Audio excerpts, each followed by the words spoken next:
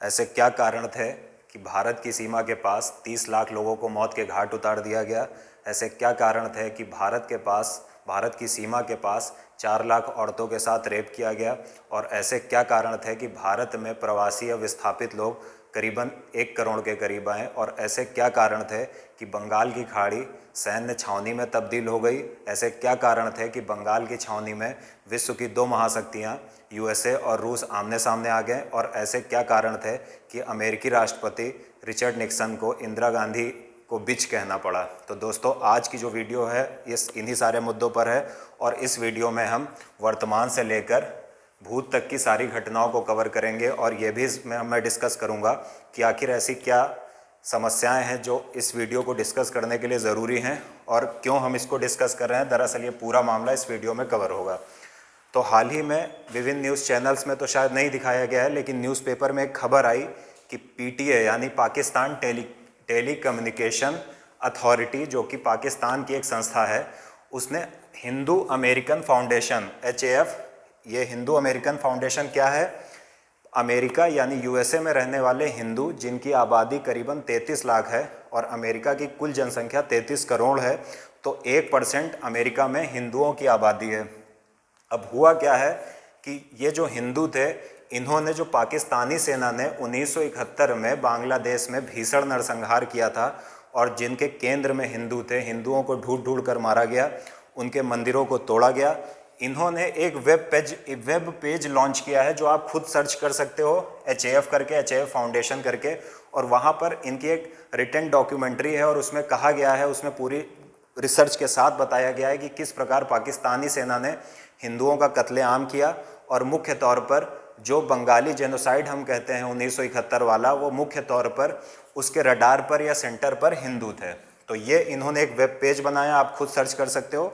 अब इसी web page को पाकिस्तान की जो टेली कम्युनिकेशन अथॉरिटी PTA है, उसने 24 घंटे का समय दिया है और कहा है कि इसे हटाया जाए, वरना हम कार्यवाही करेंगे। यानी HAF का जो वेब पेज है उसके खिलाफ कार्यवाही करेंगे। साथ ही साथ पाकिस्तानी सरकार ने इस HAF वाले वेब पेज को पाकिस्तान में बैन कर रखा है। तो मुख्यतः ये HAF या हिंदू अमेरिकन फाउंडेशन है क्या?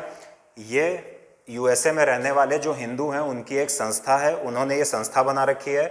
और इसी क्रम में इन्होंने 1971 में जो पाकिस्तानी सेना ने जिनोसाइड किया था या नरसंहार किया था, उसके लिए एक वेब पेज बना रखा है और विस्तार से चर्चा की है। तो ये क्या है जिनोसाइड, और ये क्यों हुआ, और क्या कारण थे कि इतने लोग मारे गए, क्यों औरतों का बलात्कार हुआ, क्यों शरणार्थी समस्या उत्पन्न हुई और अंततः भारत पाकिस्तान के युद्ध में तब्दील हुआ, और क्या उस युद्ध के परिणाम स्वरूप जो शिमला समझौता हुआ था उससे इन समस्याओं का समाधान हो पाया, या आज भी समस्याएं जस की तस बनी हुई हैं। तो दोस्तों, चलिए शुरुआत करते हैं। सबसे पहले हमने करंट इशू डिस्कस कर लिया है। अभी भारत सरकार का जितना मुझे पता है, इस पूरे मुद्दे पे बहुत ज़्यादा कोई बड़ी प्रतिक्रिया नहीं आई है, जबकि मुझे ऐसा लगता है कि भारत सरकार को HAF के पक्ष में कुछ बोलना चाहिए या कुछ भी करना चाहिए, लेकिन करना चाहिए। ट्वीट ही करें लेकिन करें, क्योंकि ये एक हिंदू अमेरिकन फाउंडेशन है, संगठन है, और पाकिस्तानी जो सरकार है वो खुले तौर पर पाकिस्तान इनको धमकी दे रहा है कि 24 घंटे के अंदर कार्यवाही होगी अगर आपने ये वेब पेज नहीं हटाया। तो चलिए देखते हैं कि ये नरसंहार क्या था, पूरी घटनाओं को सिलसिलेवार तरीके से चर्चा करते हैं। अब अगर हम सबसे पहले बात करें कि ये 1971 वाले जो जीनोसाइड की बात की जा रही है, ये आखिर था क्या, तो चलिए चर्चा शुरू करते हैं। और आज संडे का दिन है तो समय भी है काफ़ी, कोई समय की भी दिक्कत नहीं। तो चलिए, जैसा कि आपको पता होगा कि 1947 में भारत और पाकिस्तान का विभाजन हुआ, लेकिन जो ब्रिटिश या अंग्रेज विभाजन करके गए वो उसी प्रकार का घटिया विभाजन था जो उन्होंने इजराइल में और कहाँ पर किया, फिलिस्तीन में किया था, जो हमने पीछे वीडियो में डिस्कस भी किया है। ऐसा ही इन्होंने कुछ विभाजन या नासूर भारत में भी बना दिया, और किया क्या कि ये एक पाकिस्तान का, इसे वेस्टर्न पाकिस्तान कहा, और पाकिस्तान को एक दूसरा छोर प्रदान किया जो आज का बांग्लादेश है, और इसे कहा गया ईस्टर्न पाकिस्तान। तो ये अंग्रेज भारत में करके गए थे, और ये कुछ नहीं था, ये नासूर था भारत के लिए और स्वयं पाकिस्तान के लिए भी। और अंग्रेज शायद इसीलिए करके गए थे ताकि ये भारत नाम का जो एक बड़ा देश है, जो भविष्य में महाशक्ति बनने वाला है, ये इसमें उलझा रहे और इसी में इस प्रकार उलझ जाए कि भविष्य में वो एक शक्तिशाली राष्ट्र के रूप में उभर कर ना सामने आ पाए। तो जब अंग्रेज 1947 में अंग्रेजों ने भारत को आज़ाद किया, भारतीय स्वतंत्रता अधिनियम पारित किया, उसके बाद आज़ादी भारत को मिली, तो कुछ इस प्रकार का रूप प्रदान किया कि बीच में भारत था, पश्चिम में पश्चिमी पाकिस्तान और पूर्व में पूर्वी पाकिस्तान था। अब हुआ क्या कि पाकिस्तान के अंदर दरअसल जो पश्चिमी पाकिस्तान था, जिसकी राजधानी इस्लामाबाद थी, वहाँ का राजनीतिक प्रभुत्व, आर्थिक प्रभुत्व, सभी प्रकार के जो भी पद थे या कुछ भी था, वो सबके नियंत्रण में किसके नियंत्रण में आ गया? वेस्ट पाकिस्तान के नियंत्रण में चला गया। और इसीलिए ईस्टर्न पाकिस्तान या पूर्वी पाकिस्तान, जिसकी राजधानी ढाका थी, वहाँ के लोगों को लगने लगा कि हमारे साथ भेदभाव किया जा रहा है। क्यों भेदभाव किया जा रहा है? क्योंकि जो भी सरकारी पद थे या सरकारी नौकरियां थी या आप कुछ भी कह लो, राजनेता थे या चुनाव में जो टिकट मिलता था, सारे प्रकार की जितनी भी प्रक्रियाएं थी, उसमें जो वेस्टर्न पाकिस्तान के नेता थे या लोग थे, उनका प्रभुत्व स्थापित था। और इसलिए इस पूर्वी पाकिस्तान में, जिसकी राजधानी ढाका थी, वहाँ पर एक प्रकार का असंतोष पनपने लगा और असंतोष धीरे धीरे बढ़ने लगा। इसी क्रम में इस असंतोष को एक नेता मिल गया जिसका नाम था शेख मुजीबुर रहमान। मुजीबुर रहमान क्या कौन थे, अभी हम विस्तार से चर्चा करेंगे, लेकिन उसके पहले यहाँ पर एक देख लीजिए। जब पाकिस्तान में राजनीतिक इम्बैलेंस हुआ तो पाकिस्तान में एक सैन्य तानाशाह उस समय थे जिनका नाम था याह्या खान। याह्या खान ने 1971 में स्वतंत्र चुनाव कराने की घोषणा कर दी। 1970 में, सॉरी। तो याह्या खान ने पाकिस्तान में बोला कि 1970 में स्वतंत्र चुनाव होंगे। और इसी क्रम में जब चुनाव हुए तो चुनाव में क्या हुआ कि जो एक बांग्लादेश जिसे हम कहते हैं और जो तब ईस्टर्न पाकिस्तान था, वहाँ की एक पार्टी थी, उसका नाम था आवामी लीग। और आवामी लीग जो थी वो क्या कर गई, वो चुनाव जीत गई। तो यहाँ पर क्या हुआ कि जब पूर्वी पाकिस्तान की एक राजनीतिक पार्टी जिसका नाम आवामी लीग था और जिसके प्रमुख नेता शेख मुजीबुर रहमान थे, वो चुनाव जीत गए और प्रधानमंत्री पद के लिए इन्होंने अपनी दावेदारी पेश कर दी, क्योंकि ये चुनाव जीतकर पहुंच गए थे। लेकिन अब आगे देखते हैं होता क्या। तो यहाँ पर बेसिकली हमें ये समझना है कि जो पॉलिटिकल इम्बैलेंस था, राजनीतिक असंतुलन था, कि सारे जितने भी पाकिस्तान के उच्च पद थे या आर्थिक पद थे, जो भी पद थे, वहाँ पर पश्चिमी पाकिस्तान के लोगों का प्रभुत्व स्थापित था। इसलिए पूर्वी पाकिस्तान, जिसे वर्तमान में हम बांग्लादेश कहते हैं और जिसकी राजधानी ढाका थी, वहाँ के लोगों को ये लगने लगा कि इनके बराबर हमें दर्जा नहीं है। यानी यहाँ के लोगों को ये लगा कि पश्चिमी पाकिस्तान का प्रभुत्व ज़्यादा है और हमारा शोषण किया जा रहा है। और धीरे धीरे बांग्लादेश में या पूर्वी पाकिस्तान में विरोध शुरू हो गया। तो ये पूरा मामला था राजनीतिक असंतुलन का। तो चलिए अब आगे आते हैं। तो जैसा कि मैंने बताया कि 1970 में जब चुनाव की घोषणा हुई, याह्या खान जो कि एक सैनिक तानाशाह थे और कहा जाता है कि बड़े रंगीन मिजाज के आदमी थे, बड़ा शराब वराब घूम घूम कर पीते थे और बहुत सारी उनकी चर्चाएं, खैर उस पर हम नहीं जाएंगे। तो जब 1970 के घोषणा हुई चुनाव के, उसके बाद चुनाव हुए, तो ये व्यक्ति जिनकी फ़ोटो आपकी, इन्हें बांग्लादेश का राष्ट्रपिता भी कहते हैं और इनके भारत के साथ बड़े अच्छे संबंध थे। इन्हें बंगबंधु भी कहते हैं, कई नामों से इन्हें जाना जाता है।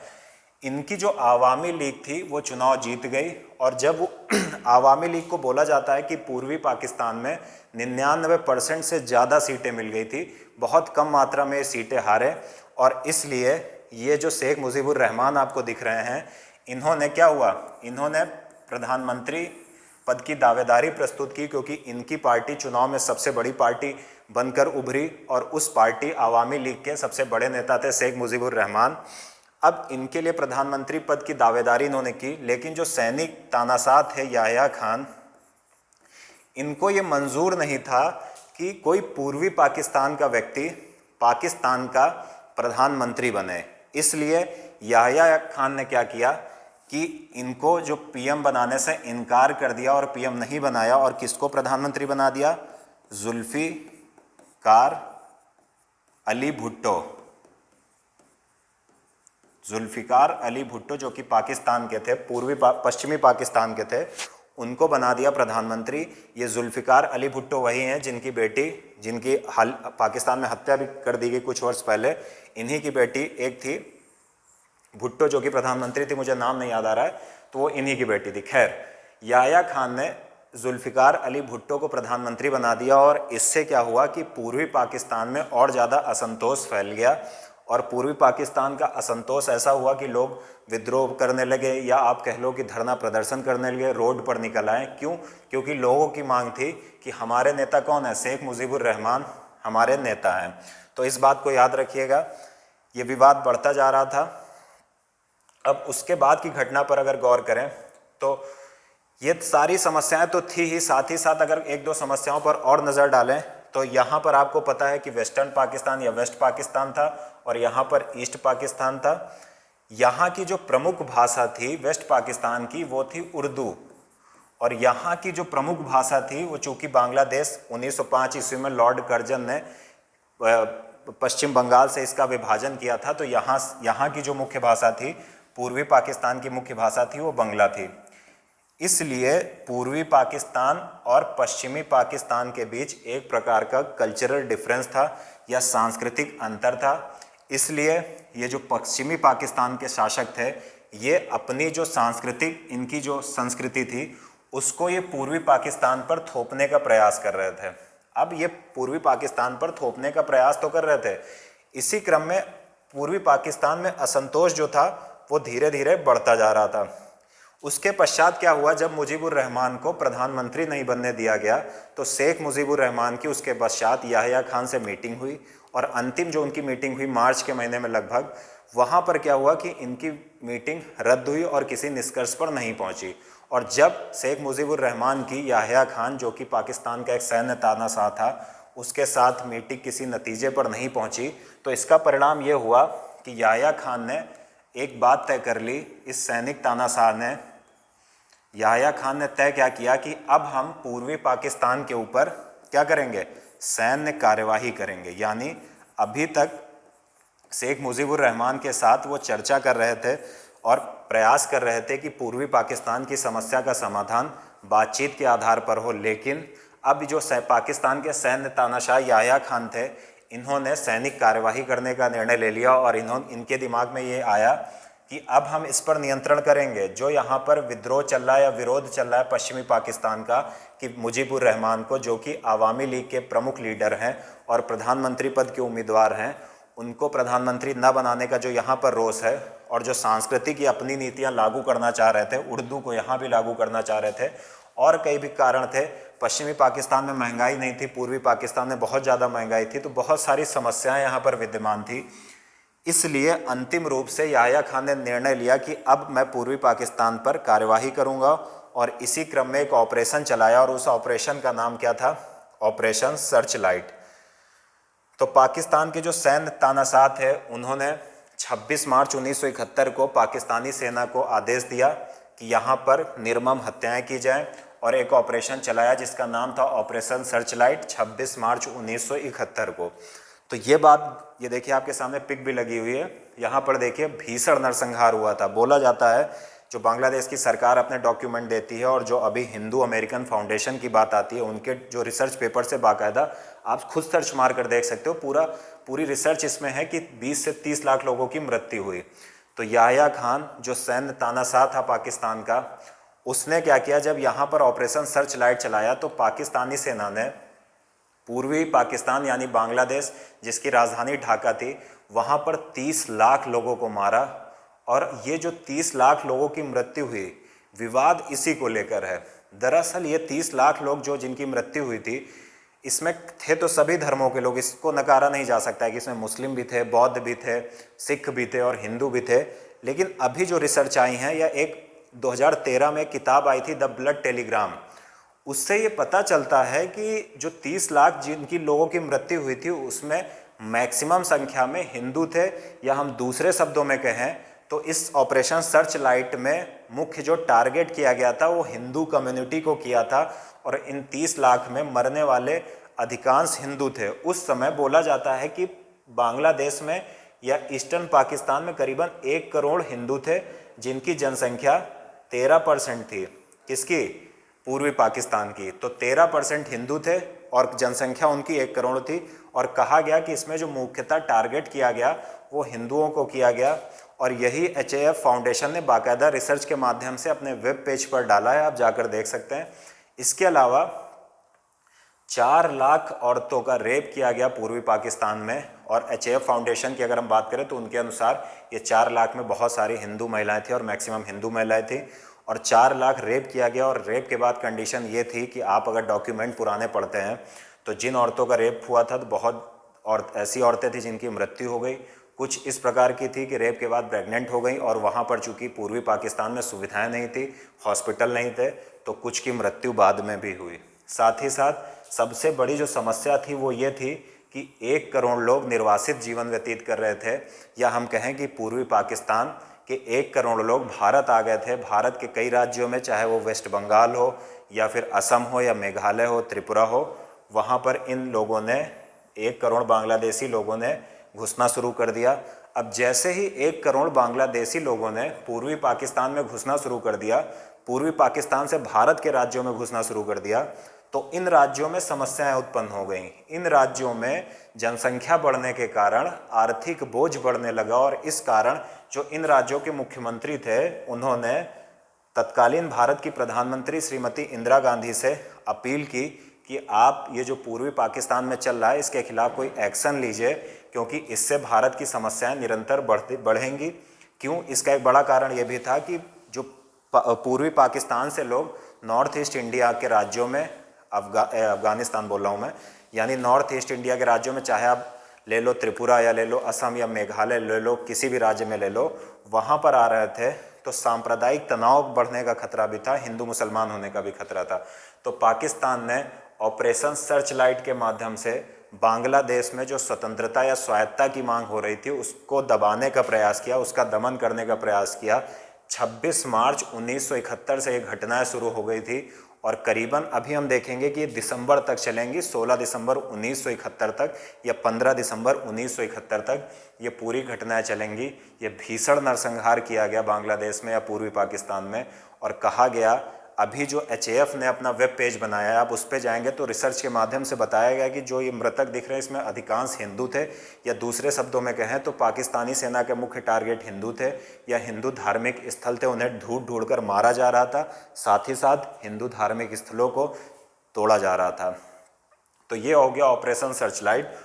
उसके बाद अगर हम आगे देखें, अब भारत के, जब भारतीय जो नॉर्थ ईस्ट के राज्य थे या वेस्ट बंगाल था, जो भारत के राज्य थे वेस्ट बंगाल, त्रिपुरा, असम, मेघालय, इन राज्यों ने तत्कालीन भारत की प्रधानमंत्री श्रीमती इंदिरा गांधी जी से कहा, इनको मतलब चिट्ठी लिखी कि मैडम अब तो कुछ करिए, क्योंकि समस्याएं बढ़ती जा रही हैं, लोग आए जा रहे हैं, करोड़ लोग आ चुके हैं, और अगर आपने कुछ नहीं किया तो आर्थिक समस्याएं ऐसे ही हमारे देश में, अगर हम 70 में जाएं, 1970s में जाएं, तो हम देखते हैं कि भारत की जो परिस्थितियां थी वो आज जैसी नहीं थी। भारत आर्थिक मोर्चों पर जूझ रहा था स्वयं, कई देश भारत को खुद ही अनुदान देते थे, ग्रांट देते थे।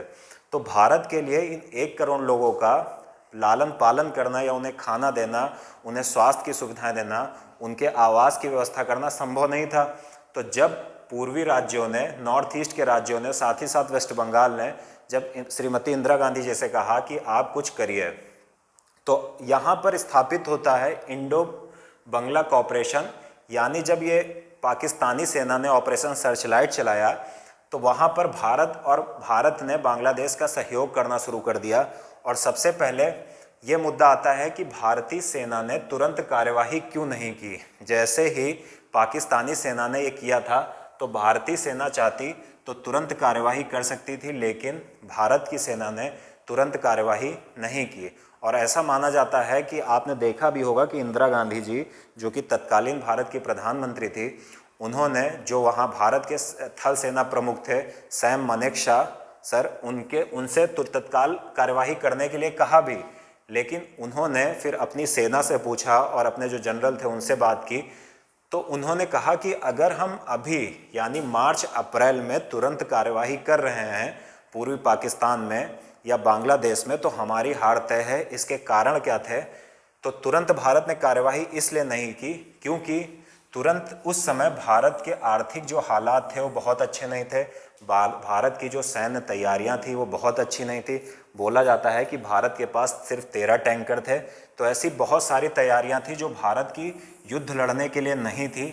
इसलिए इंदिरा गांधी जी को ये बात समझ में आई और उन्होंने सैम मानेकशॉ का ये विचार माना कि हमें अभी कार्रवाई नहीं करनी चाहिए। सैम मानेकशॉ ने यहाँ पर यह भी प्रस्ताव रखा था मीटिंग में कैबिनेट की कि उन्होंने इंदिरा गांधी जी से कहा था कि मुझे 6 महीने का समय दीजिए और उसके पश्चात अगर हम थोड़ा समय लेकर कार्यवाही करेंगे तो लिख कर रखिए जीत हमारी होगी। साथ ही साथ एक प्रमुख कारण था भारत के तुरंत कार्यवाही न करने का कि उस समय मानसून आ रहा था, मानसून का सीज़न आ जाता आपको पता है जून के करीब, और अब मार्च अप्रैल का महीना लगभग चल रहा था।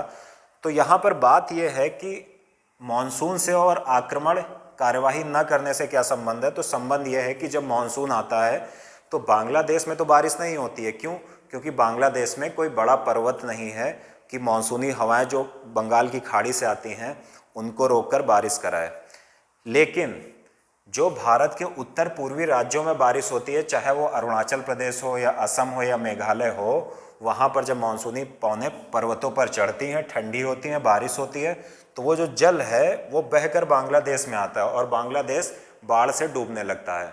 तो बांग्लादेश दुनिया में एकमात्र ऐसा देश है जहाँ पर बारिश नहीं होती है फिर भी बाढ़ आती है। क्यों?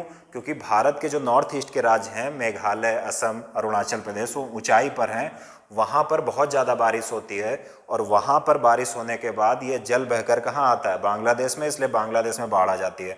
तो भारतीय सेना ने तुरंत कार्यवाही इसलिए भी नहीं की क्योंकि अगर भारतीय सेना तुरंत कार्यवाही करती पूर्वी पाकिस्तान के मसले पर, जहाँ पर बोला जाता है हिंदुओं का नरसंहार हुआ, खैर भारत की सरकार ये नहीं मानती है कि हिंदुओं का नरसंहार हुआ, तो यहाँ पर क्या हुआ कि अगर मानसून के दौरान कार्यवाही करते तो शायद भारत को नुकसान होता, क्योंकि मानसून में भारतीय सेना तुरंत इधर से उधर आवागमन नहीं कर सकती थी। क्यों? क्योंकि बांग्लादेश जल से जलमग्न हो जाता है, डूब जाता है। तीसरी बात थी कि मार्च अप्रैल में जो भारत के क्षेत्रों में गर्मी बढ़ जाती है, सूर्य भारत के सिर पर आने लगता है जून तक, और जो हिमालयन पास हैं यानी भारत और चीन के मध्य जो हिमालय है उसमें कुछ गैप होते हैं। यानी अगर आप पर्वतों को देखो तो पर्वतों के बीच बीच में गैप होते हैं, इन्हीं गैप को क्या बोलते हैं? पासेस बोलते हैं। तो जब गर्मी आती है तो जो पहाड़ों पर जो गैप होते हैं, रास्ते होते हैं, वो खुल जाते हैं। क्यों? क्योंकि बर्फ़ पिघलती है। तो हिमालयन पास जो थे, जो हिमालय के दर्रे थे, वो खुल गए थे। इसलिए भारत के लिए एक और बहुत बड़ी दिक्कत थी कि भारत का जो विरोधी था चीन, वो भी भारत के खिलाफ कार्यवाही कर सकता था। क्यों? क्योंकि गर्मी के आने पर हिमालय की बर्फ़ गल गई थी, तो रास्ते उसको मिल गए थे, दर्रे खुल गए थे बर्फ़ गलने के कारण। तो भारत के लिए ये भी डर था कि ऐसा ना हो कि अगर भारत पाकिस्तान के खिलाफ कार्यवाही करे तो चीन भारत के खिलाफ कार्यवाही कर दे। क्योंकि उस समय की अगर तत्कालीन आप परिस्थिति देखो तो 3 देशों में बहुत अच्छे संबंध बन रहे थे। एक तो अमेरिका पाकिस्तान, वो तो सबको पता है कि अमेरिका पाकिस्तान को अपने चिंटू की तरह यूज़ करता है, और पाकिस्तान यहाँ पर अमेरिका और चीन के मध्यस्थता कर रहा था, अच्छे संबंध बनवा रहा था। यानी पाकिस्तान क्या कर रहा था कि अमेरिका और चीन के बीच, जैसा कि आपको पता होगा कि बहुत तनाव रहता था शुरुआत में। क्यों? क्योंकि चीन एक कम्युनिस्ट कंट्री थी और अमेरिका जो था हमेशा से कम्युनिस्टों का विरोध करता था, वामपंथियों का विरोध करता था। इसलिए अमेरिका और चीन के साथ, दोनों के साथ पाकिस्तान के संबंध अच्छे थे। और जब गर्मी थी तो दर्रे खुल गए थे, इसलिए भारत को डर था कि कहीं ऐसा ना हो चीनी सेना भारत के खिलाफ कार्यवाही कर दे और भारत फंस जाए।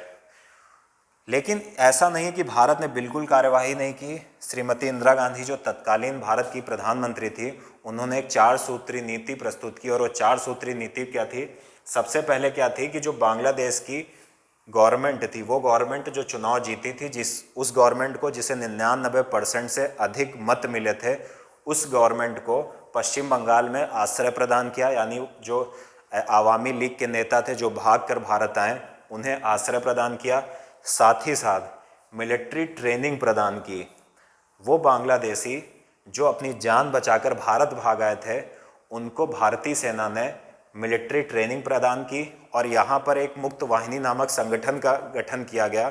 मुक्त वाहिनी एक प्रकार का सैन्य संगठन था, उसको यहाँ पर बनाया गया भारत के द्वारा। और कैसे बनाया गया? बांग्लादेश के जो भी सैनिक थे, जो अर्धसैनिक थे, पुलिस वाले थे और पब्लिक थी, जो पूर्वी पाकिस्तान में या अभी वर्तमान के बांग्लादेश में पाकिस्तानी सेना की जो भी हिंसक कार्यवाही थी उसका विरोध कर रहे थे, तो भारत की सरकार ने उन युवाओं को इकट्ठा करके सैन्य ट्रेनिंग दी। ठीक है, उन्हें हथियार दिए, उन्हें पैसा दिया। क्यों? क्योंकि ये तो श्रीमती इंदिरा गांधी जी को पता चल गया था कि भारत और पाकिस्तान के साथ यानी भारत और पाकिस्तान के बीच अब युद्ध होना तय है। लेकिन वो अभी उस युद्ध को कुछ दिन तक टाल रही थी, क्योंकि सेना ने श्रीमती इंदिरा गांधी जी को ये सलाह दी थी कि मैडम अगर अभी युद्ध हुआ तो हमारी हार तय है, क्योंकि मानसून भी है, हिमालयन दर्रे भी खुल चुके हैं और हमारी तैयारी भी नहीं है।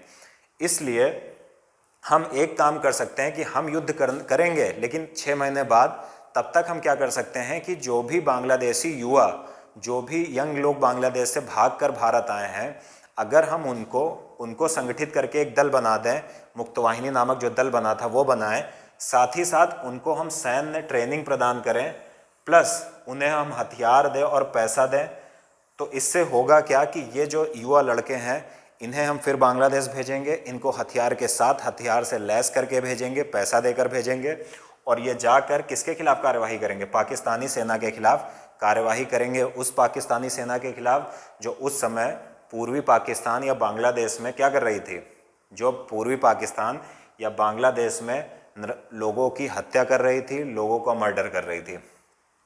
तो भारत ने ऐसा किया और मुक्त वाहिनी को ट्रेनिंग दी, पैसा दिया और हथियार दिया, और उन्हें कहाँ भेज दिया? पूर्वी पाकिस्तान में भेज दिया। इस पूरी गतिविधि का मुख्य कारण ये था कि भारतीय सेना की कार्यवाही के पहले अगर पाकिस्तानी सेना को इस मुक्त वाहिनी के द्वारा कमज़ोर कर दिया जाए, क्यों? क्योंकि पाकिस्तानी सेना इन्हीं लड़ाकों से लड़ती रहेगी तो कमज़ोर होगी, और भारतीय सेना जब आक्रमण करेगी तो उन्हें आसानी से पराजित किया जा सकेगा। क्यों? क्योंकि उनकी पूरी क्षमता तो मुक्त वाहिनी से लड़ते लड़ते ही ख़त्म हो गई जाएगी। तो ये ऐसा नीति थी और ये बहुत हद तक सफल भी हुई। साथ ही साथ बांग्लादेश से आने वाले ऐसे जो निर्वासित लोग आ रहे थे, जिन्हें निकाल दिया गया था, ये जो डर के मारे भाग कर आ रहे थे, उन्हें इंदिरा गांधी जी ने आवास प्रदान किया, कपड़े प्रदान किए, खाना प्रदान किया, और कहा कि जब बांग्लादेश में स्वतंत्र सरकार का गठन होगा या अवामी लीग को सरकार वापस आएगी और बांग्लादेश को स्वतंत्रता मिल जाएगी, तो हम सम्मान के साथ आपको भेजेंगे। कहाँ पर? बांग्लादेश में। तब तक आप हमारी जिम्मेदारी हैं। और इसलिए श्रीमती इंदिरा गांधी की जो 4 सूत्री नीति थी, उसमें एक नीति भोजन और कपड़े की भी थी, और उन्होंने जो भी लोग भाग कर आए थे भोजन और कपड़े भी उपलब्ध कराए। तो ये तुरंत भारत की पॉलिसी थी कि तुरंत हमें हमला नहीं करना चाहिए, पहले तैयारी कर लेना चाहिए। साथ ही साथ इस 4 सूत्री नीति में ये था कि जो बांग्लादेश के युवा हैं, अगर हम उनको ट्रेनिंग दें, सैन्य ट्रेनिंग दें, उन्हें हथियार दें और वापस बांग्लादेश में भेजें, तो क्या होगा? इससे पाकिस्तानी सेना उनसे लड़ेगी और पाकिस्तानी सेना कमज़ोर होगी, और जब पाकिस्तानी सेना कमज़ोर हो जाएगी तो भारत की सेना आक्रमण करेगी। तो ये भारत की पूरी पॉलिसी थी। और यहाँ पर एक चीज़ और थी कि इसी समय इंदिरा गांधी जी ने ये सोचा कि जब तक ये सारी क्रियाविधि चल रही है, कार्यक्रम चल रहा है, और हमारी सेना के पास 6 महीने का समय है, 6 महीने बाद हमारी सेना हमला करेगी या युद्ध करेगी, तब तक इंदिरा गांधी जी ने विभिन्न देशों की यात्रा की, चाहे आप बेल्जियम ले लो या कई देशों की ऐसे यात्रा की, और वहाँ पर लोगों को ये प्रचारित किया कि पाकिस्तानी सेना जो है वो पूर्वी पाकिस्तान में जीनोसाइड कर रही है, नरसंहार कर रही है। तो एक अंतर्राष्ट्रीय समुदाय था, उसको इस बात का प्रचार उसके सामने किया कि पाकिस्तानी सेना कुछ गलत कर रही है। तो इसका भारत को बड़ा फ़ायदा मिला। तो ये इस पूरे समय के दौरान भारतीय प्रधानमंत्री या भारत की नीति रही। तो हम अगर ये कहें कि इस पूरे इंडो बांग्ला कोऑपरेशन की जो शुरुआत थी इन नीतियों से हुई, तो ज़्यादा बेहतर होगा। तो ये पूरी गतिविधियां चल रही थी उस समय। अब हमने ये देख लिया इंडो बांग्ला कोऑपरेशन। उसके पश्चात हम देखें कि भारत पाकिस्तान वॉर कैसे शुरू होता है। तो जैसा कि मैंने बताया कि भारत की जो पॉलिसी थी वो ये थी कि शुरुआत में युद्ध ना किया जाए, पहले तैयारी कर लिया जाए। अब हुआ क्या कि भारत की ये योजना तो सही चल रही थी, सब कुछ भारत के हिसाब से सही चल रहा था, लेकिन पाकिस्तान ने भारत पर स्वयं आक्रमण कर दिया। शुरुआत में भारत ने कभी किसी देश के ऊपर आक्रमण नहीं किया, इसलिए श्रीमती इंदिरा गांधी जी भी हिचक रही थी आक्रमण करने में कि दुनिया कहेगी कि भारत अभी तक कहता था कि हमने कभी किसी की ज़मीन पर कब्जा करने के लिए किसी कारण से किसी के ऊपर हमला नहीं किया, और अगर हम पहले आक्रमण कर देते हैं तो क्या होगा? दुनिया कहेगी लो आपने पहले आक्रमण किया पाकिस्तान को, आप अपने बगल के एक देश को डरा रहे हो, ऐसी कुछ बातें। तो श्रीमती इंदिरा गांधी जी ने थोड़ा सा शांति रखी, और भारत का जो तैयारी थी वो थी 5 दिसंबर को आक्रमण करने की। ये तय हुआ कि भारत 5 दिसंबर को आक्रमण करेगा, लेकिन जो भारत के सैन्य प्रमुख थे, जो स्थल सेना के प्रमुख थे सैम मानेकशॉ सर, उनका बर्थडे पड़ता था या उनका बोला जाता लकी डे था 4 दिसंबर। तो उन्होंने कहा कि आक्रमण किया जाए 4 दिसंबर को। लेकिन भारतीय सेना आक्रमण करती उसके पहले ही क्या हो गया कि पाकिस्तानी सेना ने भारत के ऊपर 3 दिसंबर को आक्रमण कर दिया। जो पाकिस्तानी उस समय सैन्य तानाशाह थे याहिया खान, उन्होंने 3 दिसंबर को भारत के पश्चिम क्षेत्र में यानी पश्चिमी भारत में 8 जो भारत के हवाई पट्टियां थी उन पर बमबारी कर दी, जिसमें आगरा भी शामिल था। मतलब काफ़ी अंदर तक वो लोग घुस आए थे। अब जैसे ही ये पाकिस्तान ने आक्रमण कर दिया तो भारत के लिए बहुत अच्छा मौका था अब युद्ध की घोषणा करने का। तो भारत को एक बहाना मिल गया। बहाना क्या मिला? अभी तक भारत खुद अगर हमला करता तो वैश्विक समुदाय भारत से कहता कि आप आक्रमणकारी नीति अपना रहे हो या आप आक्रामक नीति अपना रहे हो। लेकिन अभी ये हो गया कि स्वयं भारत का प्लान था 4 दिसंबर को हमला करने का, लेकिन पाकिस्तान ने क्या किया कि 3 दिसंबर को ही भारत पर हमला कर दिया। अब सीधी सी बात है, जैसे ही ये कार्यक्रम शुरू हुआ तो भारत ने भी अटैक कर दिया। कहाँ पर? पूर्वी पाकिस्तान, जिसे हम आज बांग्लादेश के नाम से जानते हैं। साथ ही साथ भारत ने बांग्लादेश को एक राष्ट्र की मान्यता भी प्रदान कर दी इसी युद्ध के दौरान। तो ये युद्ध शुरू हुआ और इस युद्ध में क्या हुआ कि अब जो पाकिस्तानी सेना लड़ रही थी वो लड़ किससे रही थी? एक तो पाकिस्तानी सेना मुक्त वाहिनी के जो भी युवा थे, जिसमें कई नाम आते हैं, जिसमें कैप्टन एक सिद्दीकी थे, टाइगर सिद्दीकी, उनका नाम आता है। उनसे भी, उन सैनिकों से भी लड़ रही थी जिन्हें मुक्त वाहिनी जिनको भारत ने ट्रेनिंग दी थी। प्लस भारतीय सेना भी पहुंच गई ऑपरेशन ट्राइडेंट के तहत। तो ये सारा कुछ चल रहा था पाकिस्तान में। और इसी बीच भारत ने क्या किया कि आपको पता होगा कि जैसे मैंने मैप दिखाया था अभी आपको कि पश्चिमी पाकिस्तान और पूर्वी पाकिस्तान, भारत ने क्या कर दिया कि कहा कि अब पाकिस्तान के जो भी जहाज होंगे वो भारत के ऊपर से नहीं जा सकते हैं। भारत ने प्रतिबंध लगा दिया कि पश्चिमी पाकिस्तान के जहाज भारत के ऊपर से नहीं जाएंगे। क्यों? क्योंकि अगर जहाज नहीं जा पाएंगे तो जो भी उनको हथियार होगी या और विभिन्न प्रकार की युद्ध सामग्री होगी उनकी सप्लाई बाधित हो जाएगी। तो ये पाकिस्तान के लिए बहुत बड़ा झटका था, क्योंकि अब अगर उन्हें पूर्वी पाकिस्तान में पश्चिमी पाकिस्तान से कुछ पहुंचाना है तो इधर से जाना पड़ेगा। और यहाँ पर क्या हुआ, इंडियन नेवी ने यहाँ पर ब्लॉक कर दिया था, तो ये बड़ी समस्या हो गई। उसके पश्चात एक और बड़ी घटना घटी कि INS विक्रांत, जो कि आपने नाम सुना होगा, भारत का एक युद्धपोत था INS विक्रांत। INS विक्रांत ने पाकिस्तान के कराची पर भीषण बमबारी कर दी। तो ये बहुत बड़ी समस्या हो गई कि पाकिस्तान क्यों ये सब हो रहा था। ये समझिए कि युद्ध तो छिड़ गया, इधर से पाकिस्तान ने पहला हमला कर दिया, भारतीय सेना ने भी जवाबी कार्यवाही की। उसके पश्चात जो भारत की पॉलिसी थी वो ये थी कि भारत ने पश्चिमी पाकिस्तान से पूर्वी पाकिस्तान जो भी वायुयान या कुछ भी जाता था उस पर बैन लगा दिया। इससे ये हुआ कि पश्चिमी पाकिस्तान के हथियार और बहुत सारी युद्ध सामग्रियां जो आराम से पहुंच जाती थी उन्हें एक लंबा मार्ग तय करना पड़ता था। साथ ही साथ इंडियन नेवी ने ये मार्ग ब्लॉक कर दिया था, तो पाकिस्तान के लिए समस्याएं बढ़ रही थी। भारत वहीं पर नहीं रुका। भारत के INS विक्रांत ने पाकिस्तान के कराची तट पर भीषण बमबारी की और कराची तट को पूरी तरीके से डिस्ट्रॉय कर दिया, पूरी तरीके से उसका नाश कर दिया। इसके पश्चात पाकिस्तान की एक प्रमुख पनडुब्बी थी जिसका नाम था INS गाजी, उसका नाम था गाजी, PC गाजी करके उसका नाम था। उसको भारत के INS राजपूत ने जैसे ही मार गिराया यहाँ पर 193 सैनिकों के साथ, पाकिस्तान की हालत खराब हो गई। पाकिस्तान को पता चल गया कि अब हम युद्ध नहीं जीतेंगे। अब क्या होगा कि पाकिस्तान इंस्ट्रूमेंट ऑफ सरेंडर पर साइन कर देगा। तो ये घटना इंडो पाक वॉर 3 दिसंबर शुरू हुआ था और 3 दिसंबर को शुरू हुआ था और लगभग 16 दिसंबर को ये पाकिस्तान के जो पूर्वी पाकिस्तान के उसके सैन्य प्रमुख थे, इनका नाम था AAK Niazi, lieutenant general AAK Niazi यानी अमीर अब्दुल खान नियाज़ी, अंतिम रूप से ये सरेंडर के लिए तैयार हो गए। क्यों? क्योंकि इनके पास कुछ बचा नहीं था। तो ये सबसे बड़ी समस्या हुई। हालांकि अंतिम दौर में इस युद्ध में अमेरिका ने अपना 7वां बेड़ा नौसेना का भेजा था पाकिस्तान की सहायता के लिए, लेकिन समस्या क्या हुई वो भी हम आगे देखेंगे। लेकिन अभी इतना जान लीजिए कि इंस्ट्रूमेंट ऑफ सरेंडर पर ये जनरल अमीर अब्दुल खान नियाज़ी जो हैं, इन्होंने साइन किया और सरेंडर किया और यहाँ पर आप देख रहे होंगे कि ये है नियाज़ी, जो कि पाकिस्तान के लेफ्टिनेंट गवर्नर थे, जो पूर्वी पाकिस्तान यानी बांग्लादेश में थे। साथ ही साथ आप इन्हें देख रहे हो, ये भारत के लेफ्टिनेंट जनरल कौन थे? अरोड़ा साहब। इनका नाम था लेफ्टिनेंट जनरल जगजीत सिंह अरोड़ा। तो इन दोनों ने इंस्ट्रूमेंट ऑफ सरेंडर पर साइन किया। अब ये तो हो गया पाकिस्तान का सरेंडर, और पाकिस्तान के जो सरेंडर था उसमें क्या हुआ था कि पाकिस्तान के 93,000 सैनिकों को बंदी बना लिया गया था भारत के द्वारा, प्लस पाकिस्तान की 5,000 वर्ग मील ज़मीन भारत के कब्जे में आ गई थी। तो ये सारी कुछ भारत की इस युद्ध की उपलब्धियां रहीं और पाकिस्तान बुरी तरीके से पराजित हुआ।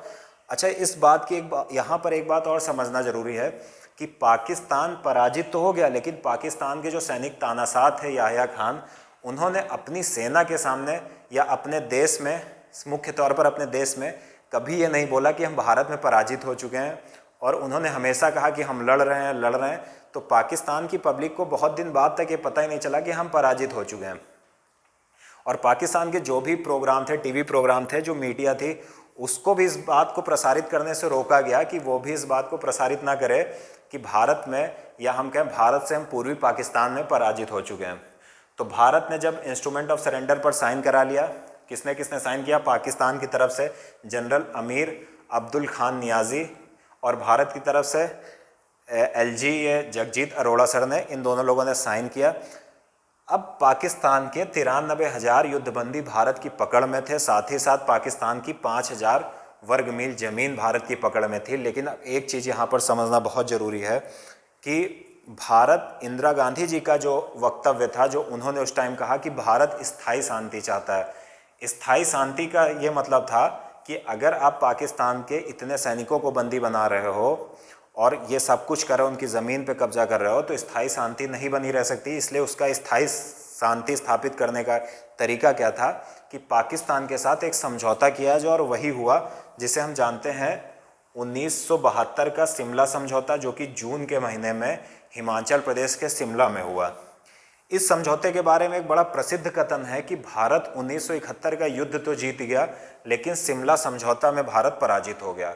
अब ऐसा क्यों हुआ, इसको समझिए। जो 1971 का भारत पाकिस्तान का युद्ध था, इसमें एकदम भारत के लिए विन विन सिचुएशन थी कि भारत ने उनके सैनिकों को पर कब्जा कर लिया था, उनके सैनिकों को युद्ध बंदी बना लिया, प्लस भारत ने उनकी 5,000 वर्ग मील ज़मीन पर कब्जा कर लिया। तो भारत बहुत कुछ प्राप्त कर सकता था यहाँ पर शिमला समझौते में, लेकिन बहुत वार्ताएं हुई। लेकिन यहाँ पर बोला जाता है कि जो शिमला समझौता था, शिमला एग्रीमेंट 1972, वो था, यहाँ पर भारत हार गया। अब क्यों हारा, ये समझिए। इस एग्रीमेंट में भारत ने इनके 93,000 सैनिकों को इनको सौंप दिया, जो 5,000 वर्ग मील ज़मीन थी इनको सौंप दी। अच्छा, ज़मीन से एक बात और याद आई, आपने बॉर्डर देखा होगा, जो उसमें सनी देओल जी हैं, चांदपुरी सर, उनका मैं पूरा नाम नहीं याद कर पा रहा हूँ। वो बॉर्डर वाली जो कहानी थी वो रियल स्टोरी थी, और वो यहीं की ज़मीन थी, जो आपने देखा होगा राजस्थान में लोनावाला, और उसके पश्चात जैसलमेर की बात आती है तो कहा गया कि नाश्ता यहाँ करेंगे, खाना वहाँ खाएंगे। तो ये पूरा सिस्टम वहीं का था। तो शिमला एग्रीमेंट 1972 में क्या हुआ कि पहली चीज़ तो ये हुई कि भारत ने जो 93,000 पाकिस्तान के सैनिक थे, जिन्हें युद्धबंदी बनाया था, उन्हें पाकिस्तान को सौंप दिया। साथ ही साथ भारत ने जो पाकिस्तान की 5,000 वर्ग मील ज़मीन हथिया ली थी, उसे कम कर दिया, यानी उसे पाकिस्तान को दे दिया। तीसरी बात, भारत की जो शर्त थी, यहाँ पर तो देखिए भारत ने सब कुछ दिया ही, भारत ने बस एक डिमांड उनसे की कि पाकिस्तानी, अच्छा यहाँ पर एक बात और याद कर लीजिएगा, शिमला एग्रीमेंट में भारत की प्रधानमंत्री श्रीमती इंदिरा गांधी जी थी, और पाकिस्तान के प्रधानमंत्री बेनजीर भुट्टो के पिताजी जुल्फ़िकार अली भुट्टो थे। तो जुल्फ़िकार अली भुट्टो और भारतीय प्रधानमंत्री इंदिरा गांधी, और दोनों देशों का प्रतिनिधि मंडल भी था, दोनों देश के अधिकारी भी थे। तो यहाँ पर ये जो पूरा समझौता हुआ, समस्या ये हुई कि भारत ने कहा, भारत की जो एक मांग थी वो ये मांग थी कि LOC को पाकिस्तान इंटरनेशनल बॉर्डर मान ले। इंटरनेशनल बॉर्डर का मतलब ये है कि आपको पता होगा कि पाकिस्तान ने कश्मीर के कुछ हिस्से पर जबरन कब्जा कर रखा, जिसे हम पाक ऑक्यूपाइड कश्मीर कहते हैं, POK बोलते हैं। तो जो कब्जा है, मान लिया ये कब्जा है, तो इसके इधर पाकिस्तान है और इधर भारत है। तो भारत ने कहा कि ऐसा करो, ये जो बीच वाली एलओसी है इसको इंटरनेशनल बॉर्डर मान लो, और जो कश्मीर का कब्जा आपके पास है उसको अपने पास रखो, और जो हमारा कश्मीर है हमको वो नहीं चाहिए, लेकिन अभी यहाँ वाला जो कश्मीर है इसको आप ये मानो कि ये भारत का है। अच्छा, ये जो समझौता था इसमें एक चीज़ समस्या थी, सबसे बड़ी समस्या ये थी कि ये समझौता दोनों देशों ने बड़ा गुप्त तरीके से किया। गुप्त तरीके से इसलिए, जो पाकिस्तान के प्रधानमंत्री थे जुल्फ़िकार अली भुट्टो, जो आगे चलकर राष्ट्रपति भी बनेंगे याह्या खान के बाद, अगर उनका कहना था कि अगर मैंने इस बात को पाकिस्तान की जनता के समक्ष स्वीकार बोला कि हम एलओसी को अंतर्राष्ट्रीय बॉर्डर मान के आए हैं, तो जनता मुझे तख्ता पलट हो जाएगा और मैं चुनाव नहीं जीतूंगा। और इंदिरा गांधी जी के साथ समस्या ये थी कि अगर इंदिरा गांधी जी भारत में ये बोल देती कि हमने एलओसी को इंटरनेशनल बॉर्डर मान लिया है, तो भारत में जो भारत के राष्ट्रवादी एक समूह था या भारत की आम जनता को ये लगता कि इन्होंने भारत की उस ज़मीन को छोड़ दिया है जिस पर पाकिस्तान ने जबरन कब्जा कर लिया था आज़ादी के बाद। तो मुख्यतः जो जम्मू कश्मीर था वो इंस्ट्रूमेंट ऑफ एक्सेशन के माध्यम से भारत में शामिल हो गया था पंडित जवाहरलाल नेहरू और हरि सिंह के समय पर, लेकिन बाद में पाकिस्तान ने सैन्य कार्यवाही करके कुछ भाग पर कब्जा कर लिया था जिसे पीओके या पाक ऑक्यूपाइड कश्मीर बोलते हैं, और बचा हुआ जो भाग था वो भारत का था। और तो भारत ने बस इतनी मांग करी थी कि ये जो अब जिसका जिस पर नियंत्रण है वही वास्तविक नियंत्रण है, आपके पास जो कब्जे की ज़मीन है वो आपके पास है और जो बचा हुआ भाग है वो मेरा है। अब यहाँ पर इस एलओसी को, जो बीच में रेखा है लाइन ऑफ कंट्रोल को, इसको इंटरनेशनल बॉर्डर घोषित किया जाए। लेकिन कहा जाता है कि इस समझौते को बड़े गुप्त तरीके से किया गया, क्योंकि ये समझौता दोनों देशों के नेताओं के लिए, चाहे वो जुल्फ़िकार अली भुट्टो पाकिस्तान के प्रधानमंत्री रहे हों या भारत की प्रधानमंत्री श्रीमती इंदिरा गांधी रहे हों, स्थानीय स्तर पर उनके लिए समस्याएं उत्पन्न कर सकता था। तो भारत की सिर्फ ये मांग थी और जुल्फ़िकार अली भुट्टो इस बात पर तैयार हो गए थे और उन्होंने ये कहा था कि हम धीरे धीरे इस दिशा में, एकदम से तो नहीं कर सकते हैं, लेकिन धीरे धीरे इस दिशा में आगे बढ़ेंगे और एलओसी को इंटरनेशनल बॉर्डर घोषित करने का प्रयास करेंगे। लेकिन उन्होंने अपना ये वादा पूरा नहीं किया और एलओसी आज तक, कश्मीर आपको पता है कि समस्या बनी हुई है और पाकिस्तान एलओसी को अंतर्राष्ट्रीय बॉर्डर नहीं मानता है, और वर्तमान में भारत भी एलओसी को अंतर्राष्ट्रीय बॉर्डर नहीं मानता है और भारत स्वयं कहता है कि पूरा कश्मीर भारत का है। उसके पश्चात इस युद्ध में बोला जाता है कि लगभग 53-54 भारतीय सैनिकों को पाकिस्तान ने बंदी बना लिया था और पाकिस्तान ने उन 53-54 सैनिकों को रिहा नहीं किया और ये युद्ध बंदी बनकर पाकिस्तान में ही रह गए और वहीं पर इनकी बाद में मृत्यु हो गई। अब जो बॉर्डर मूवी में आपने देखा है लोनावाला और जैसलमेर वाली घटना, वो जब पाकिस्तान ने पश्चिम से आक्रमण किया था, राजस्थान में ही लोनावाला भी पड़ता है, राजस्थान में ही जैसलमेर भी पड़ता है, तो जिसमें भारत के 83 सैनिकों ने युद्ध किया और उसके प्रमुख जो थे वो मेजर चांदपुरी साहब थे। जो बॉर्डर मूवी में सनी देओल ने किरदार निभाया है वो चांदपुरी साहब का ही किरदार निभाया। तो ये पूरी घटना थी और शिमला एग्रीमेंट था 1972, जिसमें कहा गया कि भारत ने 1971 का युद्ध तो जीत लिया है पाकिस्तान से, लेकिन भारत शिमला समझौते में पराजित हो गया। तो जो इसकी आलोचना करते हो इसी आधार पर करते हैं कि, और सही बात भी है कि अगर आपके पास पाकिस्तान के सैनिक भी हैं, आपके पास पाकिस्तान की ज़मीन भी है, आपने सब कुछ उन्हें सौंप दिया और आप कुछ भी स्थायी समझौता नहीं कर पाए, ना तो आप भारतीय सैनिकों को ले पाए जो पाकिस्तान में रह गए थे, और ना आप एलओसी को मतलब प्रमाणिक तौर पर अंतर्राष्ट्रीय बॉर्डर घोषित करवा पाए। तो यहाँ पर ये भारत के लिए विन विन वाली सिचुएशन नहीं थी, ये जो सिचुएशन थी वो पाकिस्तान के लिए विन थी और इंडिया के लिए लॉस वाली सिचुएशन थी। तो ये हो गया इंडो पाक वॉर और शिमला एग्रीमेंट 1972। अब अगर हम आगे देखें, अब बात ये आती है कि क्या भारत का ये जो भारत पाकिस्तान युद्ध था या बांग्लादेश मुक्ति युद्ध था या बांग्लादेश लिबरेशन वॉर 1971 था, ये भारत की प्रैक्टिकल पॉलिटिक्स थी और क्यों थी। तो इसको समझते हैं कि ये युद्ध करना भारत के लिए प्रैक्टिकल पॉलिटिक्स क्यों थी। सबसे पहले ये बात आती है कि भारत के लिए हमेशा war threat on two fronts, Bharat के लिए हमेशा दो फ्रंट पर युद्ध का खतरा बना रहता था। जब भारत पाकिस्तान का 1965 वॉर हुआ तो भारत के लिए बहुत बड़ी समस्या सामने आई कि हम पाकिस्तान से पश्चिम में भी लड़े, एक फ्रंट ये बन रहा है और दूसरा फ्रंट ये बन रहा है। तो 1965 में भारत में लगभग ये विचारधारा पनपने लगी थी कि पाकिस्तान दो साइड से भारत के हैं, तो दो फ्रंट बन रहे हैं और दो फ्रंट पर भारत को युद्ध करना पड़ेगा। तो यहाँ पर भारत को एक बहाना मिल गया। क्यों? क्योंकि पाकिस्तान ने पहले आक्रमण कर दिया, प्लस जो बांग्लादेश से अपनी जान बचाकर भारत भाग रहे थे, तो भारत में रिफ्यूजीज़ जो थे, इन रिफ्यूजीज़ की संख्या बहुत ज़्यादा बढ़ रही थी। तो भारत को एक बहाना मिल गया और भारत ने इस युद्ध में भाग लिया और पाकिस्तान को तोड़ दिया, और इसको ये बन गया पाकिस्तान, और इस देश को पाकिस्तान से स्वतंत्र करा दिया, स्वतंत्र राष्ट्र का दर्जा दिया, और ये बांग्लादेश। तो कहा जाता है कि भारत की ये व्यवहारिक राजनीति थी। क्यों? क्योंकि भविष्य में ये भारत के साथ ये तय हो गया कि कभी अगर पाकिस्तान से युद्ध होता है तो भारत को टू फ्रंट वॉर का खतरा नहीं रहेगा। अगर पाकिस्तान से युद्ध होगा तो अब सिर्फ भारत को पश्चिमी छोर पर ही लड़ना पड़ेगा। तो एक जो पहला प्रैक्टिकल पॉलिटिक्स या व्यवहारिक राजनीति कहें तो ये थी कि पाकिस्तान को तोड़ना और एक अलग राष्ट्र बनाना 1971 में, ताकि कभी भी अगर भविष्य में और संबंध खराब हों तो जो दो मोर्चों पर युद्ध का खतरा रहता है वो न रहे भारत के लिए। तो ये पहली व्यवहारिक राजनीति थी। अगर दूसरा हम पॉइंट देखें कि क्या था, तो उसे समझना ज़रूरी है। जैसा कि मैंने बताया कि आवामी लीग के जो प्रमुख थे शेख मुजीबुर रहमान थे, और ये चुनाव में जीत गए थे, और ये प्रो इंडिया थे, यानी इनका भारत से खास लगाव था। और अगर भारत इनकी सहायता ना करता 1971 के युद्ध में। अच्छा, एक बात और है, जब पाकिस्तानी सेना ने ऑपरेशन सर्च लाइट चलाया था तो शेख मुजीबुर रहमान को गिरफ्तार कर लिया था और पूर्वी पाकिस्तान से इन्हें पश्चिमी पाकिस्तान की जेल में बंद कर दिया गया था। तो ये बात याद रखिएगा, जो भी 6-7 महीने का नरसंहार हुआ, 8-9 महीने का नरसंहार हुआ, उसमें शेख साहब पश्चिमी पाकिस्तान में कैद थे। तो भारत अगर आवामी लीग की सहायता न करता इस युद्ध में, तो सबसे बड़ी समस्या थी कि वहाँ पर बांग्लादेश में एक और पार्टी थी, national Awami party plus communist party, 2 पार्टियाँ और थी, और ये दोनों पार्टियाँ चीन प्रो चाइनीज़ थी, यानी ये दोनों पार्टियाँ, इन दोनों पार्टीज़ के चीन से बहुत अच्छे संबंध थे। और अगर भारत कार्यवाही न करता तो सीधी सी बात है, बांग्लादेश में चीन का प्रभाव क्षेत्र बढ़ता, और अगर बांग्लादेश में चीन अपने पैर पसारता तो भविष्य में वो भारत के लिए बेहतर ना होता या भारत के लिए अच्छा ना होता।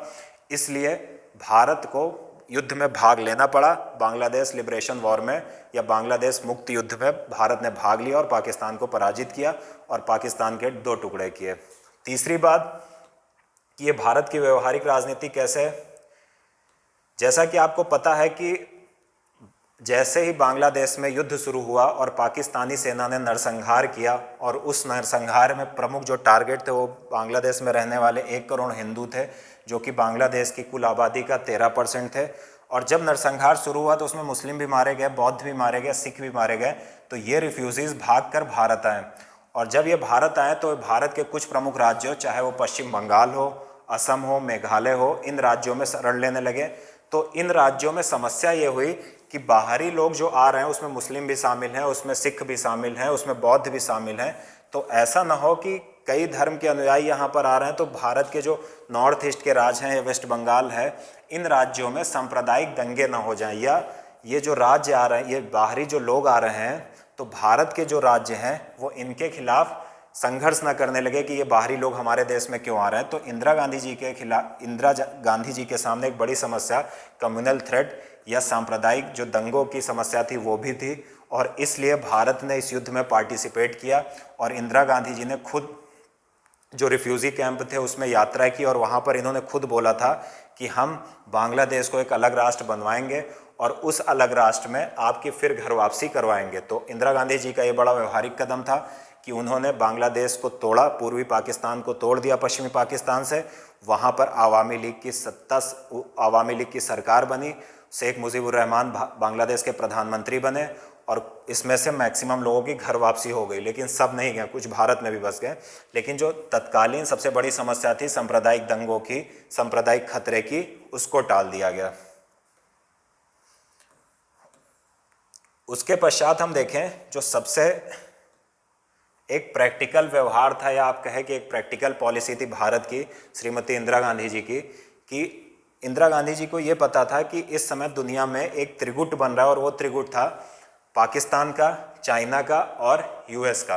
और यूएसए के उस टाइम प्रेसिडेंट थे रिचर्ड निक्सन, और यूएसए के नेशनल सिक्योरिटी एडवाइज़र थे हेनरी किसिंजर। ये हेनरी किसिंजर हैं और ये यूएसए के प्रेसिडेंट रिचर्ड निक्सन हैं। तो ये इंदिरा गांधी जी को इस बात का अंदाज़ा था कि चूंकि रिचर्ड निक्सन और पाकिस्तानी जो सैन्य तानाशाह थे याहिया खान, इन दोनों के बीच के संबंध बहुत अच्छे हैं। तो जब भी पाकिस्तान से भारत का युद्ध होगा या भारत 1971 के बांग्लादेश मुक्त युद्ध में प्रवेश करेगा तो अमेरिका हस्तक्षेप जरूर करेगा पाकिस्तान की तरफ से। और इंदिरा गांधी जी को इस बात का अंदाज़ा था और इसी क्रम में उन्होंने सोवियत संघ, या जिसे हम वर्तमान में रूस के नाम से जानते हैं, अगस्त 1971 में रूस के साथ या सोवियत संघ के साथ एक 20 वर्षीय 20 ईयर्स ट्रीटी की। और इस ट्रीटी का मुख्य प्रोविज़न ये था, बहुत सारे प्रोविज़न थे लेकिन जो सबसे मुख्य प्रोविज़न था वो यही था कि दोनों देश एक दूसरे की सहायता करेंगे। अगर दोनों में से किसी एक देश पर आक्रमण होता है तो दूसरा देश उसकी सहायता करेगा। अब इस ट्रीटी का बड़ा फ़ायदा हुआ। अगस्त में ट्रीटी हुई और 3 दिसंबर को पाकिस्तानी सेना ने भारत के ऊपर आक्रमण कर दिया। अब आक्रमण तो हो गया, भारत का युद्ध शुरू हो गया। भारत का युद्ध शुरू हो गया, इससे सबसे बड़ी समस्या ये हुई कि यूनाइटेड नेशन सिक्योरिटी काउंसिल में अमेरिका ने भारत के खिलाफ 2 बार प्रस्ताव पारित करने का प्रयास किया। या हम कहें रिचर्ड निक्सन जो कि राष्ट्रपति थे, उन्होंने यूनाइटेड नेशन सिक्योरिटी काउंसिल में 2 बार भारत के खिलाफ प्रस्ताव पारित करने का प्रयास किया, लेकिन दोनों बार सोवियत रूस ने, यानी यूएसएसआर जिसे हम रशिया नाम से भी जानते हैं, इसने वीटो का प्रयोग करके प्रस्ताव को आगे नहीं बढ़ने दिया। तो दोनों बार प्रस्ताव पर रक्षा किसने करवाई? भारत की रक्षा की सोवियत रूस ने। और सबसे बड़ा इस ट्रीटी का फायदा ये हुआ कि जब रिचर्ड निक्सन ने भारत के खिलाफ एक अपना युद्ध बेड़ा भेज दिया और युद्ध बेड़ा मलक्का स्टेट से होता हुआ जब भारत की बंगाल की खाड़ी में प्रवेश किया, तो यहाँ पर यह हुआ, चूंकि भारत की सोवियत रूस से ट्रीटी हो चुकी थी, तो जैसे ही अमेरिका बेड़ा भारत में प्रवेश किया, भारत में तो नहीं कहेंगे, बोला जाता है कि बांग्लादेश से 1000 किलोमीटर की दूरी पर था और उसका नाम था यूएसएस एंटरप्राइजेस। तो जैसे ही अमेरिका के यूएसएस एंटरप्राइजेस, जो एक नौसैनिक बेड़ा था जो परमाणु हथियारों से लैस था, उसने मलक्का स्टेट से भारत में, अमेरिका ने घोषणा किया कि भारत का जो 7वां बेड़ा है यूएसएस एंटरप्राइजेस, वो मलक्का स्टेट से अब भारत के खिलाफ अभियान के लिए जाएगा। तो भारत के लिए एक बहुत बड़ी समस्या थी क्योंकि अमेरिका वर्ल्ड पावर था और इनका सबसे प्रमुख नौसैनिक बेड़ा आ रहा था और ये बेड़ा बहुत बड़ा था और इसका सबसे बड़ी बात यह थी कि ये न्यूक्लियर वेपन से लैस था, न्यूक्लियर हथियारों से लैस था। लेकिन यहाँ पर श्रीमती इंदिरा गांधी जी की कूटनीति काम आई। उन्होंने, आपको पता है कि अगस्त में ही रशिया के साथ, सोवियत यूनियन के साथ, सोवियत संघ के साथ एक संधि कर रखी थी। तो ये सोवियत संघ ने अपनी सैटेलाइट से ये देखा और भारत को लगातार इस बात को सूचित किया, क्योंकि हमारा तब के समय का जो सैटेलाइट सिस्टम था वो बहुत अच्छा नहीं था। इसलिए सोवियत रूस ने सैटेलाइट तस्वीरों के माध्यम से भारत को बताया कि अमेरिकी न्यूक्लियर बेड़ा आ रहा है। और जो ट्रीटी हुई थी 1971 की फ्रेंडशिप ट्रीटी, इसके तहत जब अमेरिका बेड़ा आया बे ऑफ बंगाल में या बंगाल की खाड़ी में, तो उसका सामना वहाँ पर रशियन नौसैनिक बेड़े से हुआ।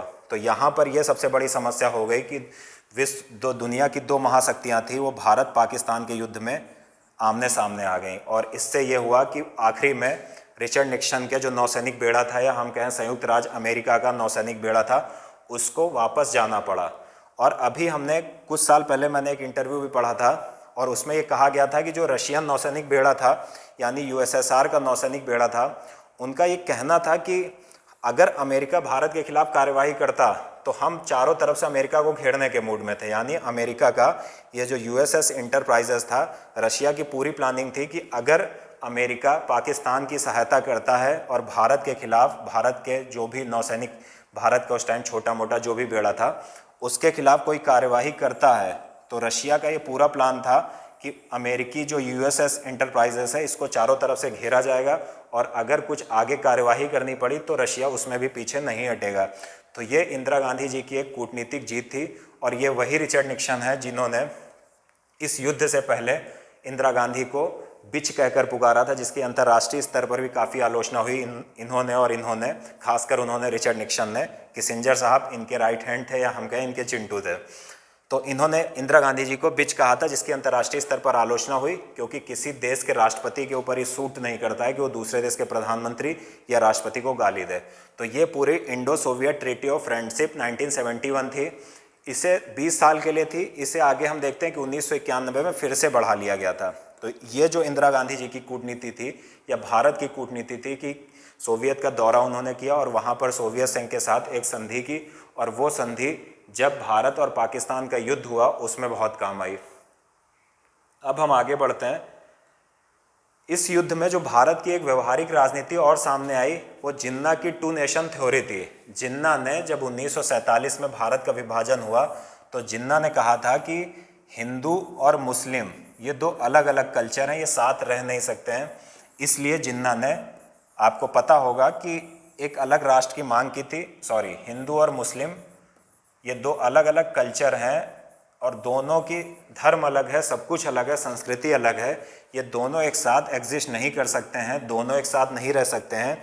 लेकिन जब पूर्वी पाकिस्तान में विवाद हुआ कि पश्चिमी पाकिस्तान के द्वारा पूर्वी पाकिस्तान में जेनोसाइड किया गया, नरसंहार किया गया, तो जो ये थ्योरी थी जिन्ना की वो भी गलत साबित हो गई। क्यों? क्योंकि अभी जो युद्ध हो रहा था वो ऐसा नहीं था कि किसी मुस्लिम और सिख के बीच हो रहा था, या मुस्लिम या क्रिश्चियन के बीच हो रहा था, या मुस्लिम या हिंदू के बीच हो रहा था। पाकिस्तानी सेना जो कार्यवाही कर रही थी वो मुसलमानों के साथ भी कर रही थी। तो यहाँ पर ये एकदम जिन्ना यहाँ पर गलत हो जाते हैं कि हिंदू और मुस्लिम साथ साथ नहीं रह सकते हैं। और दूसरी बात यह कि मुस्लिम के लिए एक अलग राष्ट्र जो उन्होंने मांग की थी, टू नेशन थ्योरी जो उनकी थी कि हिंदुस्तान और पाकिस्तान नामक दो अलग अलग राष्ट्र होना चाहिए, पाकिस्तान मुसलमानों के लिए होना चाहिए और हिंदुस्तान हिंदुओं के लिए होना चाहिए। तो यहाँ पर जिन्ना पूरी तरीके से गलत हो गए। पूर्वी पाकिस्तान और पश्चिमी पाकिस्तान दोनों में मुसलमान थे, लेकिन फिर भी युद्ध हुआ और पश्चिमी पाकिस्तान ने पूर्वी पाकिस्तान के मुसलमानों को भी मारा। जीनोसाइड मुस्लिम का भी हुआ था, हालांकि हिंदुओं का अलग था, लेकिन मुसलमानों को भी नहीं बख्शा गया। तो ये समस्याएं थी। दूसरी बात, एक चीज़ और यहाँ से समझना ज़रूरी है कि जो ये जिन्ना का टू नेशन थ्योरी थी, भारत में जो मौजूद मुस्लिम कम्युनिटी थी, जिनके दिमाग में हमेशा ये रहता था कि पाकिस्तान या मुस्लिम सपोर्ट होने की, या वो मुस्लिम सपोर्टर ज़्यादातर थे, उनके लिए यहाँ पर एक सीख मिल चुकी थी ये कि ऐसा नहीं है जो जिन्ना कह गए थे कि मुस्लिम राष्ट्र में मुस्लिमों को सम्मान मिलेगा। जो भारत में कुछ ऐसे मुस्लिम भी थे कि आज़ादी के बाद भी उनके दिल में पाकिस्तान के लिए कुछ खास प्रेम था। तो उनको यहाँ पर एक संदेश भी मिल गया कि पाकिस्तान ने बांग्लादेश का क्या हश्र किया है, 30 लाख लोगों को मौत के घाट उतार दिया है, मुस्लिमों की, हिंदुओं की, सिखों की, बौद्धों की औरतों के साथ रेप किया है और कितने लोग विस्थापित हो गए, भारत में शरण लेनी पड़ी। तो भारत के मुस्लिमों के लिए एक संदेश के तौर पर भी था कि आप जिनको बहुत पसंद करते हो या जिनका समर्थन करते हो, उनके द्वारा जो किए गए कृत्य हैं उन पर एक बार नज़र डाल लो। तो जिन्ना की टू नेशन थ्योरी 1971 के युद्ध के बाद या 1971 के जीनोसाइड नरसंहार के बाद पूरी तरीके से गलत हो जाती है। अब जो अभी हिंदू अमेरिकन फाउंडेशन बात कर रहा है कि जो पाकिस्तान ने, पश्चिमी पाकिस्तान ने पूर्वी पाकिस्तान के ऊपर जो सैनिक कार्यवाही की थी, या हम कहें वर्तमान बांग्लादेश के ऊपर सैनिक कार्यवाही की थी, वो मुख्यतः हिंदुओं पर की गई कार्यवाही थी। तो उनका ये कहना है कि जो हिंदू अमेरिकन फाउंडेशन है उसने कहा कि ये जो 1971 में पश्चिमी पाकिस्तान की सेना द्वारा 30 लाख लोग मारे गए हैं, उसमें से अधिकांश हिंदू हैं। और इसके लिए उन्होंने कोई मतलब ऐसे हवाबाजी नहीं कर रहे हैं, आप उनकी साइट पर जाइए और उन्होंने बाकायदा रिसर्च पेपर भी डाल रखे हैं और बड़े मतलब तार्किक ढंग से उसको पेश किया है। तो इस बात को 2013 में किताब रिलीज़ हुई थी और किताब का नाम था द ब्लड टेलीग्राम, निक्सन यानी अमेरिकी राष्ट्रपति रिचर्ड निक्सन, किसिंजर अमेरिकी NSA national security adviser and a forgotten genocide. इस किताब में क्या कहा गया था इसको समझिए। और ये किताब कोई ऐसे वैसे किसी आदमी ने नहीं लिखी थी। ये किताब प्रिंसटन जो कि USA में एक यूनिवर्सिटी है, उसके एक प्रोफेसर थे, राजनीति और अंतर्राष्ट्रीय संबंध IR के प्रोफेसर थे, गैरी जे बास, उन्होंने एक किताब लिखी।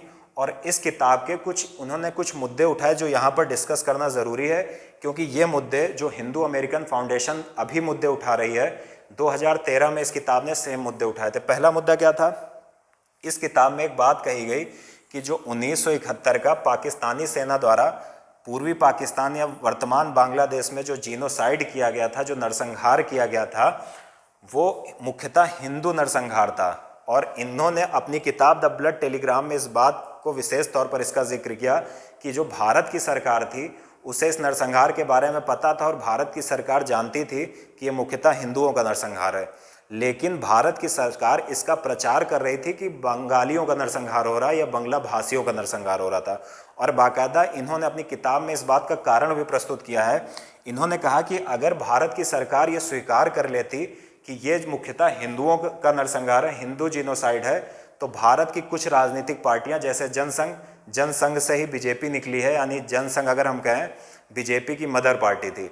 तो जनसंघ जो कि राष्ट्रवादियों की पार्टी थी वो उग्र हो जाते और इंदिरा गांधी का विरोध शुरू हो जाता और शायद इंदिरा गांधी जी को राजनीतिक तौर पर इसकी हानि होती। इसलिए भारत की सरकार ने, इंदिरा गांधी जी ने इस बात को प्रचारित किया कि ये बंगालियों का या बांग्ला भाषियों का जीनोसाइड है, ना कि हिंदुओं का जीनोसाइड है।